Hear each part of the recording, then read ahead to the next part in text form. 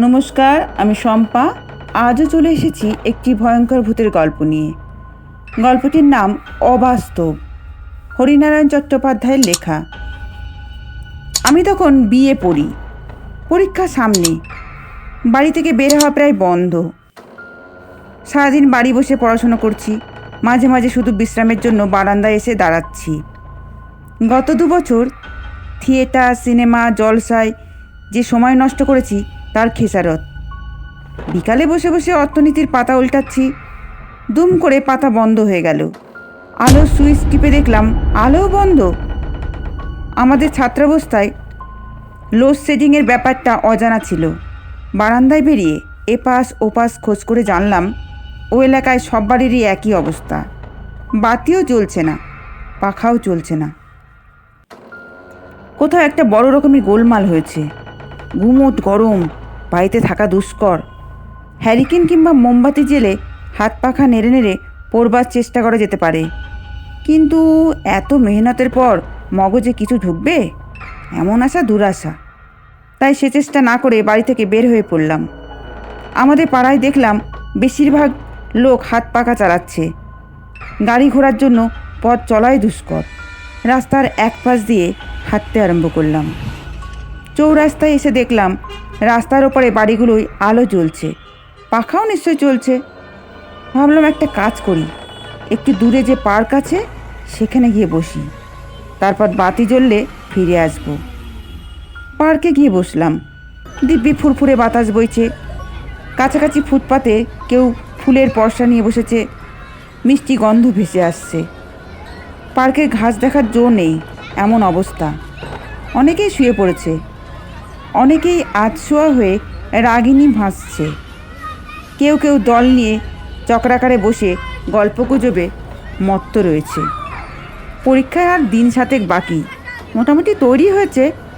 অর্থনীতির কয়েকটা অধ্যায়ের ওপর চোখ বুলিয়ে নিতে হবে। ওখানে বসে বসে অর্থনীতির সূত্রগুলি মনে মনে আওড়াতে লাগলাম। আমি আলোর কাছেই গিয়ে বসেছিলাম।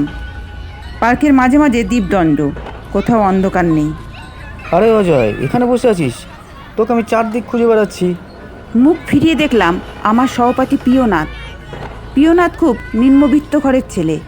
অল্প বয়সে মা বাবাকে হারিয়ে মামার বাড়িতে মানুষ। সেখানেও বেশ অনাদরেই প্রতিপালিত। টিউশনির পর টিউশনি করে কলেজের খরচ চালিয়েছে। ছাত্র হিসেবে প্রিয়নাথ যথেষ্ট মেধাবী, আমার সবচেয়ে অন্তরঙ্গ। প্রিয়নাথকে আমারও প্রয়োজন ছিল। অনেকগুলো পাঠ্য বিষয়ে দুজনে মিলে পড়লে অনেক সুবিধা হয়। তাই বললাম, আয় আয় বস, তোর সঙ্গে আবারও কিছু দরকার আছে। প্রিয়নাথ বসলো আমার মুখোমুখি। তার চেহারা দেখে আমি চমকে উঠলাম। উস্কো খুস্কো চুল, কোটরগত চোখ, শীর্ণ চোয়াল, পরনে শার্ট আর ধুতিও কদ্দমাক্ত। এ কি, জামা কাপড়ে কাদা লাগলো কি করে? প্রিয়নাথ কিছুক্ষণ উদাস দৃষ্টিতে আমার দিকে তাকিয়ে দেখলো, তারপর ক্লান্ত কণ্ঠে বলল, অনেকটা জলা ভেঙে আসতে হচ্ছে তো তাই। জলা? জলা কেন? এখানে জলা পেলি কোথায়? এই শহরের বাইরে গিয়েছিলাম, একটা কাজ ছিল। কাজ? পরীক্ষার সময়? হ্যাঁ ভাই, উপায় ছিল না, কিন্তু গিয়ে বিপদে পড়েছিলাম। কি বিপদ? কিছুক্ষণ প্রিয়নাথ চুপ করে রইল। তারপরে মৃদু কণ্ঠে বলল, তারক মাস্টারের সঙ্গে দেখা হয়ে গেল। তারক মাস্টার? তারক মাস্টার আবার কে? তারক মাস্টার? তারক মাস্টার আমাদের স্কুলের অঙ্ক করাতেন। এতে আর বিপদ কি? বিপদ মানে তারক মাস্টার মারা গিয়েছেন আজ 5 বছর। সে কি? হ্যাঁ তাই, আমি নিজে তার মৃতদেহ পুড়িয়ে এসেছি। ঠিক দেখেছিস তো? ঠিক দেখেছি। পাশাপাশি দুজনে মাইল 2 একসঙ্গে হেঁটে এলাম। তারক মাস্টারই তো আমাকে জলার মধ্যে দিয়ে নিয়ে এলেন। বললেন কম সময় লাগবে। কি কথা হলো? অনেক এলোমেলো কথা। আমি জিজ্ঞাসা করে ফেললাম এক সময়, স্যার আপনি তো মারা গিয়েছেন লোচনপুরের শ্মশানে। আমাকে কথা শেষ করতে না দিয়ে তারক মাস্টার বিভৎস হেসে উঠলেন। বললেন, আমি বেঁচে আছি, তোকে কে বললে? তারপর তারক মাস্টার হারিয়ে গেলেন। হারিয়ে গেল? হ্যাঁ ভাই, কথা বলতে বলতে পাশ কাটিয়ে জঙ্গলের মধ্যে ঢুকে পড়লেন। অনেক ডাকলাম, কোনো উত্তর নেই। তারপর আমি সোজা স্টেশনে চলে এলাম। ট্রেনের ঘন্টা 2 দেরি ছিল। বেঞ্চের উপর বসলাম। হঠাৎ কাঁধে একটা স্পর্শ। ফিরে দেখি সুবীর। মনে আছে আমাদের সঙ্গে আইয়ে পড়তো? আমি বললাম, কিন্তু সুবীর তো... বাধা দিয়ে প্রিয়নাথ বলল, জানি, সেও টাইফয়েডে মারা গিয়েছিল। আমরা কলেজে শোকসভা করেছিলাম, সে এসে হাজির। মনে আছে, কলেজে সে বেশিরভাগ দিনই ক্রিম রঙের একটা পাঞ্জাবি পরে আসতো, চোখে মোটা ফ্রেমে চশমা। সুবীর আমাকে একটু ঠেলে দিয়ে বেঞ্চে বসলো পাশে। তারপর বলল, কিরে, এই অজপাড়াগে এসেছিলি কেন? এখানে তোর কিসের কাজ? বললাম, আমি একটা জমির ব্যাপারে এসেছিলাম, কিন্তু তুই এখানে? সুবীর আসলো। আমার কথা ছেড়ে দে, কাজ নেই, কর্ম নেই, ঘুরে বেড়াচ্ছি। যেখানে সুনিশ্চিত জানি লোকটা বেঁচে নেই। কলেজ পত্রিকায় তার সম্বন্ধে সে রক্ত মাংসের শরীর একেবারে পাশে বসে গায়ে গা লাগিয়ে তার সঙ্গে কি কথা বলবো? ইচ্ছা করেই বললাম। সুবীর কি উত্তর দেয় তা জানবার জন্য। আর কলেজে যাস না কেন? মাথা নেড়ে বলল, উপায় নেই ভাই, বদ্ধ করে আমার দম আটকে আসে। আমি একটু খোলামেলার পক্ষপাতী। তাছাড়া কলেজে পড়ে কি হয় বল? রক্ত জল করে খেটে খুঁটে গ্র্যাজুয়েট না হয়ে হলাম, তারপর সেই তো দরখাস্ত হাতে নিয়ে দরজায় দরজায় মাথা টোকা। ভগবান জানেন কটা জুতো ছিললে তবে চাকরি শুরু হবে, আদৌ হবে কিনা কে জানে। আমি যখন তাকে জিজ্ঞাসা করতে যাচ্ছিলাম সে মরার পরেও এভাবে দেখা দিল কি করে, ঠিক তখনই সুবীর উঠে দাঁড়ালো। বলল, তুই বস, আমি একটু ঘুরে আসি, এখনও ট্রেন আসার ঘন্টাখানেক দেরি। সুবীর উঠে গেল। হাঁটতে হাঁটতে প্ল্যাটফর্মের একেবারে শেষে দেখলাম নেমে রেল লাইনের পাশ দিয়ে ডিস্ট্যান্স সিগন্যালের দিকে চলে গেল। আর তাকে দেখা গেল না। বসে বসে সমস্ত ব্যাপারটা ভাবতে লাগলাম। মনে হলো সবই আমার মনের কল্পনা। অবচেতন মনে হয়তো সুবীরের কথা চিন্তা করছিলাম। আমার কল্পনারই রূপ ধরে এসেছিল। তারক মাস্টারের ব্যাপারটাও তাই। গায়ের পথ দিয়ে একলা হাঁটতে হাঁটতে স্বাভাবিকভাবেই তারক মাস্টারের কথা মনে এসেছিল। যখন এখানকার স্কুলে পড়তাম তখন ঠিক এভাবে তারক মাস্টারের পাশাপাশি অনেক দিন গল্প করতে করতে হেঁটেছি। সব কিছু যেন মন থেকে ঝেড়ে ফেললাম। উঠে টিকিট ঘরের কাছে গেলাম। ঘর বন্ধ, ট্রেন আসবার আধ ঘন্টা আগে খুলবে। ভাবলাম কাছের চায়ের দোকানে এক কাপ চা খেয়ে আসি। রীতিমতো তেষ্টা পেয়েছে। অভ্যাস মতো দোকানে ঢুকবার আগে পকেটে হাত দিলাম। সর্বনাশ, পকেট খালি। অথচ আমার বেশ মনে আছে বাড়ি থেকে বের হওয়ার সময় মানিব্যাগ পকেটে নিয়েছিলাম। নিশ্চয়ই রাস্তায় কোথাও পড়ে গেছে, সম্ভবত জলাপার হওয়ার সময়। অবশ্য ব্যাগে বেশি টাকা ছিল না। বেশি টাকা পাবোই বা কোথায়? বোধহয় টাকা 5 আর কিছু খুচরো ছিল। বিনা টিকিটে উঠলে চেকার যদি ধরে তাহলে জরিমানাও দিতে পারবো না, সোজা হাজতে টেনে নিয়ে যাবে। এখন উপায়? এই নির্বান্ধব জায়গায় এমন কেউ নেই যে আমাকে পয়সা দিয়ে সাহায্য করবে। এখানে পড়ে থাকতেও পারবো না। চিন্তিত হয়ে পায়চারি আরম্ভ করলাম। কিছু সময় কাটলো। সিগন্যালের পাখা নিচু হলো। ট্রেনের অস্পষ্ট কাঠামো দেখা গেল। এক জায়গায় দাঁড়ালাম। সগর্জনে ট্রেন এসে থামলো। দারুণ ভিড়, পাদানিতে পর্যন্ত লোক ঝুলছে। ওদিকে কোথায় বুঝি মেলা চলছে। সে মেলা ফেরত ভিড়। ভাবলাম ভালোই হলো, কোনো রকমের ঠেলাঠেলি করে যদি ট্রেনের মধ্যে একটু জায়গা করে নিতে পারি তাহলে টিকিট কাটতে হবে না। এমন ভিড় ঠেলে চেকার আসবে এমন সম্ভাবনা কম। গায়ের জোরে ঠেলে ঠেলে উঠলাম। কিছু লোক গালাগল দিল, কিছু লোক ঠেলে নামিয়ে দেওয়ার চেষ্টাও করলো, পারলো না। এক কোণে গিয়ে দাঁড়ালাম। কী বলো অদিষ্ট, বোধহয় গোটা 2 স্টেশন পার হয়েছি। এমন সময় কাঁধে চাপ। টিকিটটা দেখাবেন। আর চোখে দেখলাম কালো কোট, সাদা প্যান্ট, হাতে টিকিট পাঞ্চ করার মেশিন। দেখি টিকিট। করিতকর্মা লোক। ভিড় ঠেলে ঠিক এসে দাঁড়িয়েছে। আর দাঁড়িয়েছে একেবারে মোক্ষম জায়গায়। নিরুপায়, ফিরতেই হলো। এক নজর আমাকে দেখেই চেকার বলল, আরে কি দুলু না?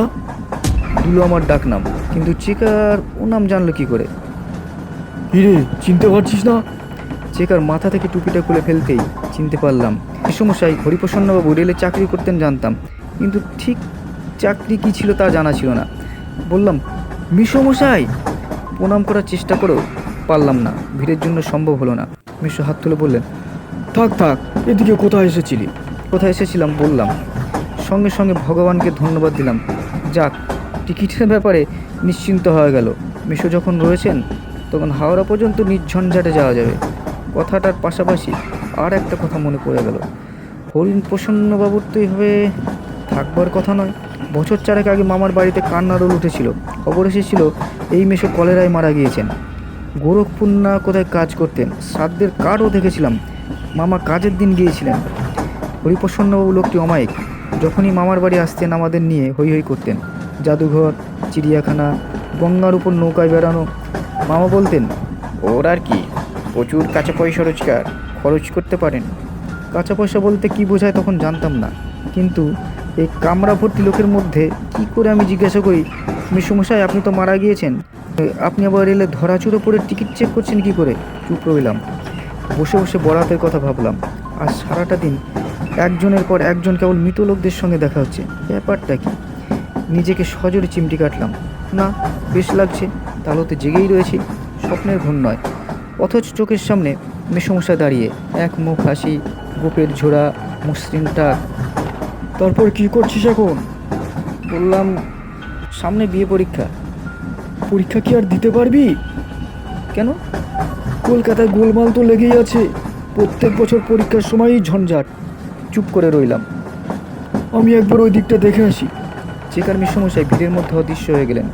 ভাগ্য ভালো, হাওড়া পর্যন্ত কিছু হলো না। আর কোনো চেকার উঠল না ট্রেনে।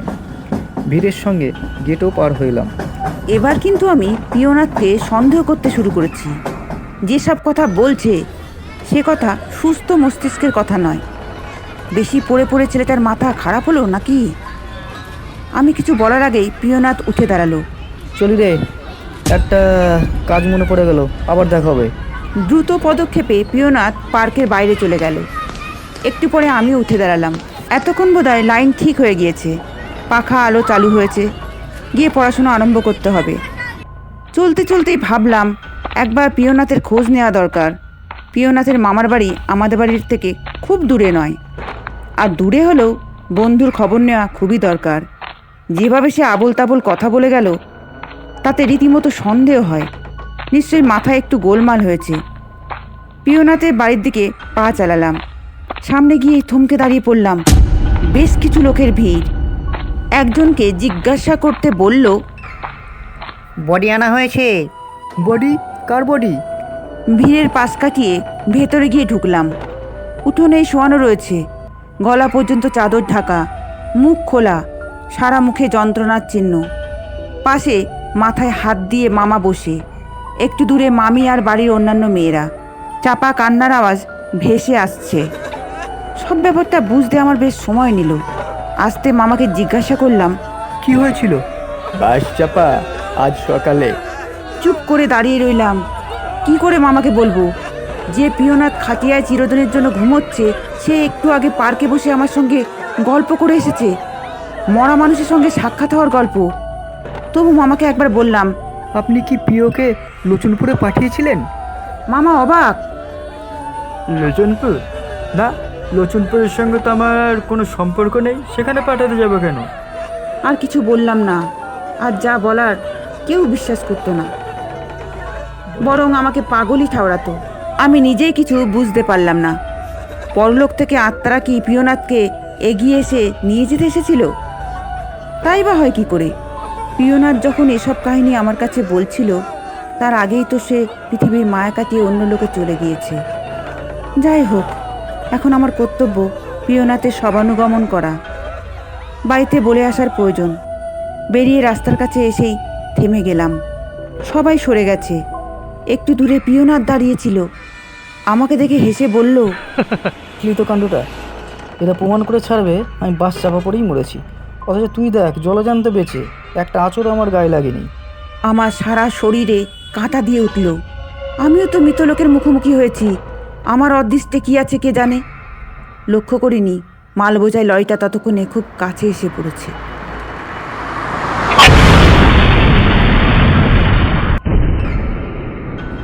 নমস্কার। যদি গল্প পাঠে কোনো ত্রুটি হয়ে থাকে ক্ষমা করবেন। আর ভালো লাগলে কমেন্ট বক্সে অবশ্যই জানাবেন। লাইক শেয়ার অবশ্যই করবেন।